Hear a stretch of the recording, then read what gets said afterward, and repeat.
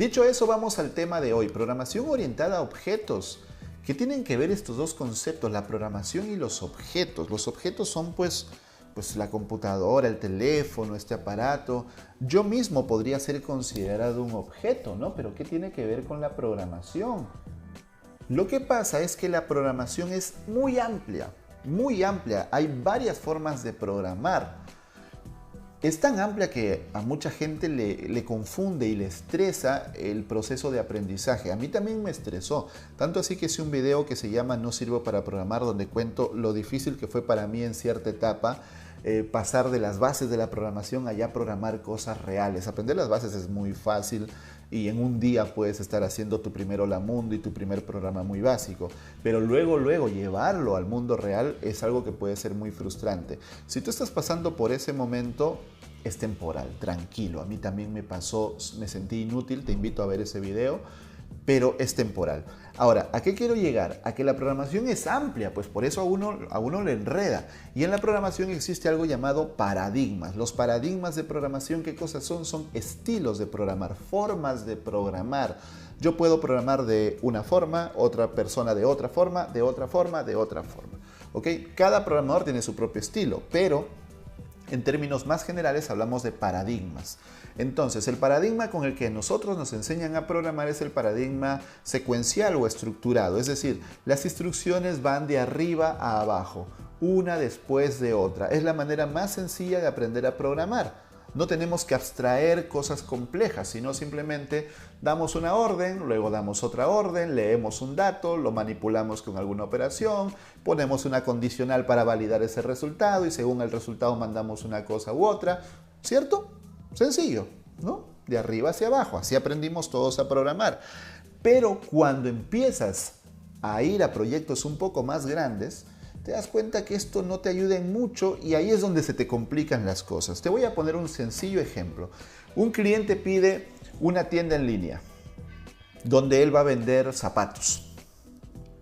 Entonces tienes que pensar de una manera muy diferente. ¿Cómo vas a hacer de arriba hacia abajo ese programa, una tienda en línea para vender zapatos?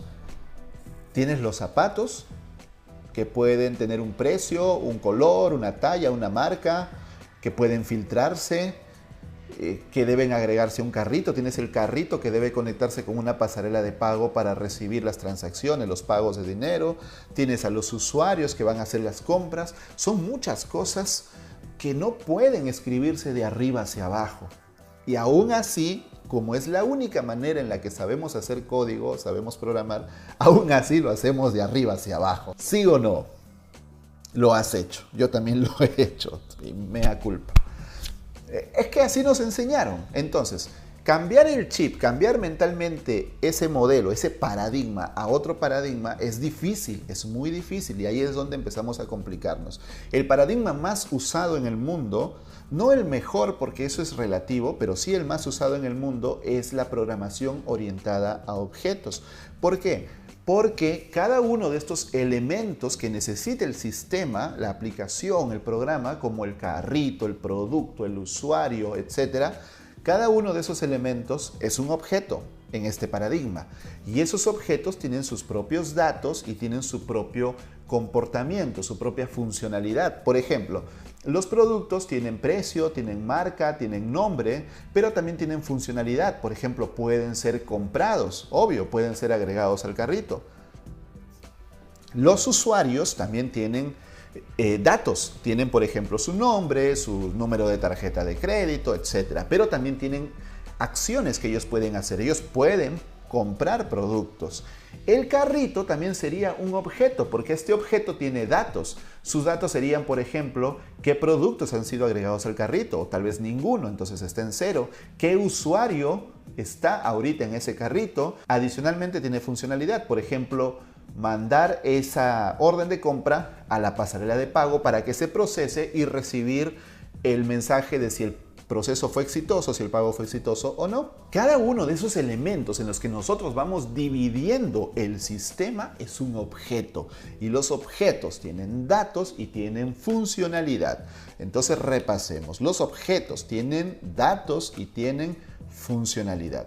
Eso lo voy a repetir muchísimo en el video de hoy, así que No lo vas a olvidar. Datos y funcionalidad. ¿Está bien? Entonces, con la programación orientada a objetos pasamos de tener un código de arriba hacia abajo en el que las funcionalidades están todas metidas y que es muy difícil de separar y de escalar, a un sistema en el que tenemos los elementos o los objetos separados y que se comunican entre ellos, como el usuario que se comunica con el producto para comprarlo, el producto que se comunica con el carrito con la pasarela de pago y a la vez con el usuario, etc. Los objetos se comunican entre ellos. Entonces, de esta manera es más fácil manejar y mantener un sistema y hacerlo crecer. Si luego necesitamos otra funcionalidad, podemos agregar otro objeto o incluso agregarle atributos o funcionalidad a los objetos que ya existen. Como ya dije, los objetos tienen datos y tienen funcionalidad, y lo voy a repetir muchas veces para que no lo olvides jamás. Los datos en programación orientada a objetos se llaman atributos y la funcionalidad se llaman métodos. Es decir, cada objeto tiene sus atributos y tiene sus métodos. Pongamos un caso del mundo real para que quede muchísimo más claro. Estamos programando la aplicación de cursos de EDTeam y queremos crear usuarios. Entonces hacemos un proceso llamado abstracción. Abstracción es pensar qué atributos y qué métodos debería tener este usuario para nuestra aplicación. Entonces, luego de esa reflexión, nosotros llegamos a la conclusión que nuestro usuario debe tener nombres, apellidos, correo, contraseña y premium. Premium sería un valor booleano, es decir, que puede ser verdadero o falso, que nos va a decir si el usuario es premium o no es premium. A través de este mismo proceso de abstracción definimos sus métodos. ¿Cuáles van a ser sus métodos? Iniciar sesión, cerrar sesión, editar su perfil, cambiar su contraseña, pasar a Premium o publicar un artículo en la comunidad. Esas son las funcionalidades. Obviamente, en el proceso podemos darnos cuenta que necesitamos también el atributo país, el atributo género o el atributo fecha de nacimiento. Los agregamos. Ya tenemos la estructura y los agregamos. Este proceso es la abstracción. Este objeto se crea en código, obviamente. Pero ¿te imaginas que para cada vez que un usuario quiera registrarse a EDTeam, que son miles, llamemos al programador y lo pongamos a escribir código para cada usuario? No sería eficiente. Tendríamos una cola de cientos de usuarios esperando que el programador termine con el actual para pasar al siguiente. ¿Cómo resolvemos ese problema de crear miles de usuarios? Sencillo, usamos algo llamado clase. La clase es una plantilla, es un molde. Este molde tiene esa estructura básica del objeto, sus atributos, que son sus datos, y sus métodos, que es su funcionalidad. Entonces, en el proceso de abstracción que vimos hace un momento, no creamos realmente el objeto usuario, creamos la plantilla, la clase. Entonces, cada vez que una persona llega a EDTeam y se registra, crea su cuenta, realmente está usando la clase que ya hemos creado y que ya está en nuestro código para crear nuevos objetos usuario. Ese proceso de crear objetos a partir de una plantilla llamada clase se llama instanciar. Grábate eso. Instanciar es crear un objeto a partir de una clase. Por eso es que cada uno de esos objetos también se le llama instancia. Y de esa manera es como con una sola clase podemos crear decenas, cientos o miles de usuarios sin tener que escribir código nuevamente. Solamente escribimos una vez la plantilla. En este punto debe quedarte claro que un objeto tiene datos, que son los atributos, y tiene funcionalidad, que son los métodos. Y que a través de una clase, que es la plantilla, podemos crear varios objetos. Ahora, ¿cómo es el proceso de usar estos objetos en una aplicación real? Te lo voy a mostrar con un ejemplo para que te quede clarísimo y nunca más tengas dudas. En este ejemplo tenemos ahí al tío Alexis. Este es un universo paralelo en el que el tío Alexis no conoce a EDTeam, ¿ok? Entonces, un amigo suyo le dice al tío Alexis: oye, he descubierto una plataforma de cursos que se llama EDTeam, es excelente y puedes comenzar gratis. Entonces el tío Alexis dice: ah, qué chévere, voy a revisar esa página. Entra a la web de EDTeam, le parece muy interesante, se da cuenta que puede comenzar gratis, sin tarjeta de crédito, sin nada, y dice: voy a registrarme y voy a probar qué tal. Entonces, en el proceso de registro, él invoca a la clase usuario y la instancia y crea su usuario. ¿Te das cuenta? Acaba de crear su usuario con su proceso de registro. Ese nuevo usuario es el usuario 528 que tiene como nombre Alexis, como apellido Lozada. Este usuario empieza a consumir los cursos gratuitos de The Team y le gustan. Dice, eso está muy chévere y veo que hay más de 150 cursos y yo paso a Premium. Entonces voy a pasar a Premium. ¿Qué hará el usuario? Él va a la página donde están los planes, escoge un plan mensual, semestral o anual e introduce sus datos de compra, ya sea PayPal, tarjeta de crédito. En ese momento lo que está haciendo él es llamar a la clase orden de compra.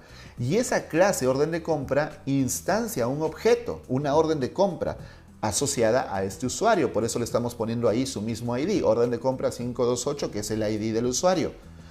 Esta orden de compra se debe procesar. Si el proceso es correcto, si se valida el pago, esta orden de compra llama a otra clase. Esta clase es la clase Premium. Y esa clase Premium se instancia en un objeto Premium, también con el ID del mismo usuario, que se asigna a este usuario que ahora ya es Premium y ya puede ver todos los cursos de The Team. Entonces recuerda que las clases ya están ahí en el sistema. Mira, todos esos cubos grises son las clases que en el proceso se van a instanciar para crear objetos reales. ¿Listo? El usuario es un objeto real, la orden de compra es un objeto real, el Premium es un objeto real que se han creado a partir de instancias. Así es como funciona la programación orientada a objetos. Entonces no olvides que los objetos tienen atributos y tienen métodos. Pero una cosa más, que los objetos se crean a partir de clases. Las clases son las plantillas y los objetos se crean a partir de esas plantillas. Por ejemplo, el plano de una casa sería el equivalente a una clase, porque a partir de ese plano puedes crear varios objetos. Y el proceso de crear un objeto a partir de la clase se llama instanciar. No lo olvides. Otro ejemplo para que no lo olvides nunca. El dibujo que hace un diseñador de un vestido sería el equivalente a una clase, porque a partir de ese dibujo él puede fabricar varios vestidos.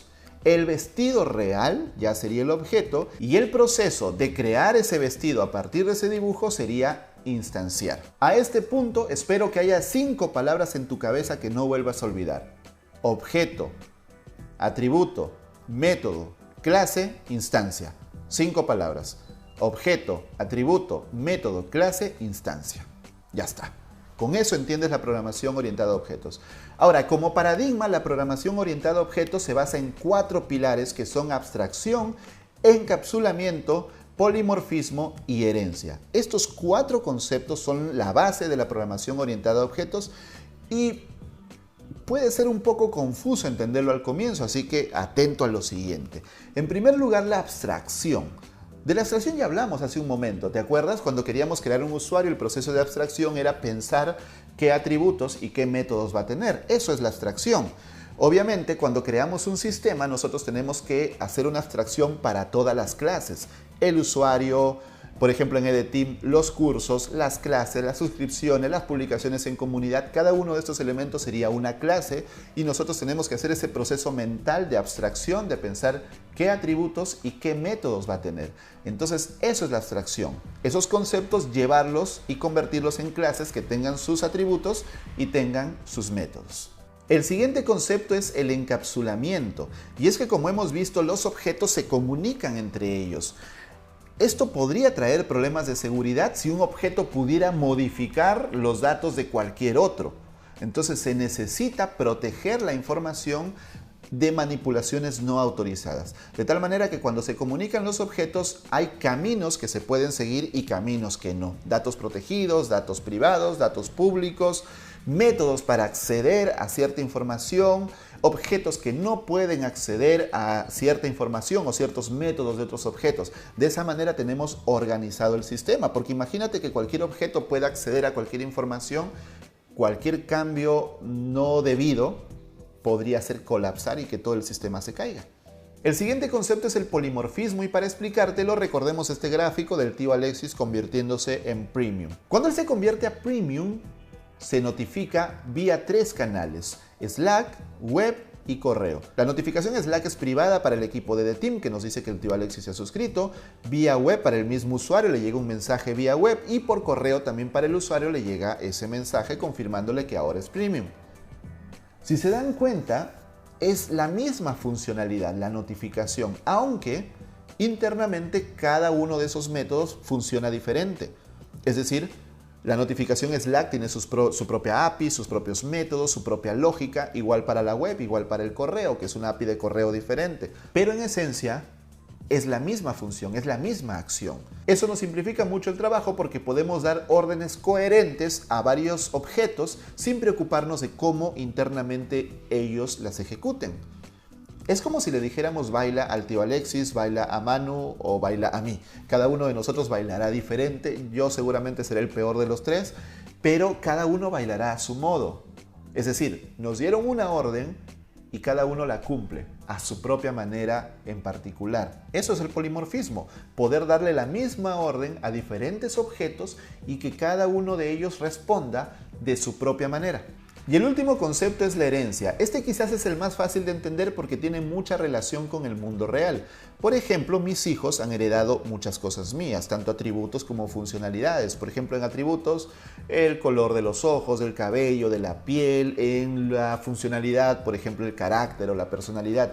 Sin embargo, ninguno de mis hijos es una copia de mí, no son iguales. Sobre esas cosas que ellos han heredado, ellos tienen sus propios atributos, su propia personalidad, su propia funcionalidad. Mi hijo es muy diferente a mí y me sorprendo, a pesar de que reconozco también algunas cosas similares mías en él.